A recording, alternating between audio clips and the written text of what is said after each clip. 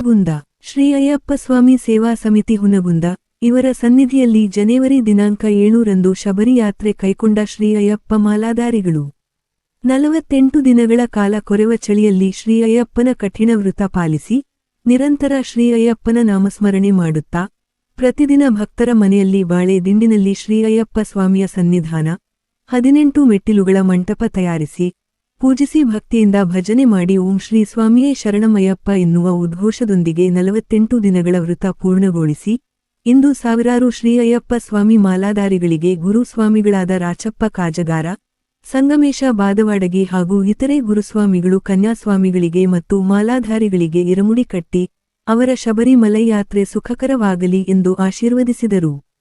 ಮಕರ ಜ್ಯೋತಿ ಮತ್ತು ಸ್ವಾಮಿ ಅಯ್ಯಪ್ಪನ ದರ್ಶನ ಪಡೆಯಲು ಶಬರಿಮಲೈ ಯಾತ್ರೆ ಕೈಕೊಂಡ ಶ್ರೀ ಅಯ್ಯಪ್ಪ ಮಾಲಾಧಾರಿಗಳಿಗೆ ಅವರ ಕುಟುಂಬ ಸದಸ್ಯರು ಬಂದು ಬೀಳ್ಕೊಟ್ಟರು. ನಂತರ ಸಾರ್ವಜನಿಕರಿಗೆ ಅನ್ನ ಪ್ರಸಾದದ ವ್ಯವಸ್ಥೆ ಮಾಡಲಾಗಿತ್ತು. ಹೊನ್ನಧ್ವನಿ ಕನ್ನಡ ನ್ಯೂಸ್ ಹುನಗುಂದ.